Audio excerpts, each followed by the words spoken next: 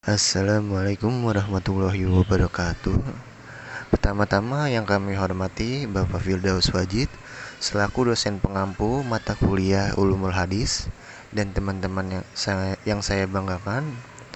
Di kesempatan kali ini kami kelompok 3 yang terdiri dari Muhammad Syahana Bizar, Ferry Hariansyah, Kaladi Rangga, dan Lisa Amelia ingin mempresentasikan materi terkait perkembangannya ilmu hadis dan sejarah pembukuannya.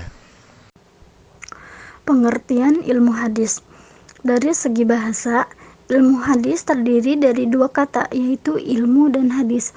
Secara sederhana, ilmu artinya pengetahuan, knowledge, dan sains. Sedangkan hadis artinya segala sesuatu yang disandarkan kepada Nabi Muhammad SAW, baik dari perkataan, perbuatan, maupun persetujuan. Hadis secara istilah.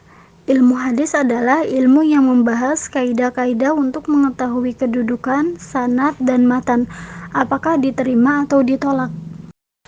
Sejarah perkembangan hadis terbagi jadi 3 periode. Yang pertama ada periode prakodifikasi, yang kedua ada periode kodifikasi, yang ketiga ada periode pasca kodifikasi.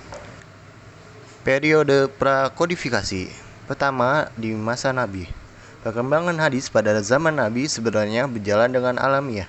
Dimanapun Nabi berada, pasti ada sahabat yang mengikutinya untuk mendengarkan pesan-pesan agama dari beliau, baik berupa ayat Al-Quran maupun hadis-hadisnya. Pada masa Rasulullah ini, para sahabat menerima hadis dari Rasulullah SAW melalui 3 macam cara, yaitu yang pertama ada melalui metode hafalan, yang kedua metode tulisan, dan terakhir metode praktik. Penulisan hadis pada masa Nabi tidak mendapat persetujuan dari Nabi karena adanya khawatir akan bercampur dengan Al-Quran karena Al-Quran masih dalam masa proses penulisan. Yang kedua, para sahabat diminta oleh Nabi untuk memfokuskan perhatian mereka kepada Al-Quran saja karena memelihara Al-Quran merupakan kewajiban mereka. Yang terakhir adalah larangan khusus dari Nabi. Berikut tokoh-tokoh sahabat periwayat terkemuka. Yang pertama ada Abu Hurairah yang meriwayatkan hadis sebanyak 5.374 hadis. Yang kedua ada Abdullah bin Umar, ada 2.630 hadis. Yang ketiga ada Anas bin Malik, 2.286 hadis.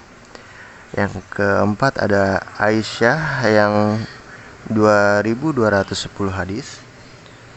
Abdullah bin Abbas 1660 hadis, Jabir bin Abdullah 1540 hadis, Abu Said 1170 hadis. Periode kodifikasi. Masa ini dikenal dengan istilah tadwin al-hadis atau yang dimaksud dengan pembukuan hadis. Khalifah yang terlibat secara langsung dalam hal ini adalah Khalifah bin Abdul Aziz tahun 99 Hijriah. Sejak inilah hadis ditulis dan dibukukan secara serius dan intensif oleh para ulama yang ahli bidangnya. Periode pasca kodifikasi. Masa ini merupakan masa lanjutan dari masa sebelumnya, yaitu masa prakodifikasi. Ada apa saja sih di periode ini? Mari kita bahas selanjutnya. 1. Masa penyeleksian hadis. Pada masa inilah hadis baru diseleksi secara ketat untuk membedakan di antara hadis sahih dan hadis dhaif. Dari masa ini itu banyak pertimbangan dari ulama-ulama mazhab-mazhab yang lainnya untuk membenarkan, untuk membedakan mana hadis yang sahih atau hadis yang kuat dan hadis yang dhaif atau hadis yang lemah, untuk bisa kita simpulkan atau kita bisa pakai dalam anjaran dalam suatu hukum atau masalah. Terus ulama yang terkenal pada masa ini adalah Al-Bukhari, Muslim, Abu Daud, Tirmizi, Nasai, Ibnu Majah, dan lain-lainnya.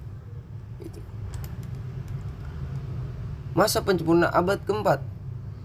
Masa ini ditandai dengan usaha para ulama hadis untuk mengklasifikasikan hadis dengan tema-tema tertentu, baik berdasarkan nilai maupun isi hadisnya. Nah, jadi di masa ini, di masa penyempurnaan abad keempat ini, itu lebih tepatnya untuk menyodorkan mana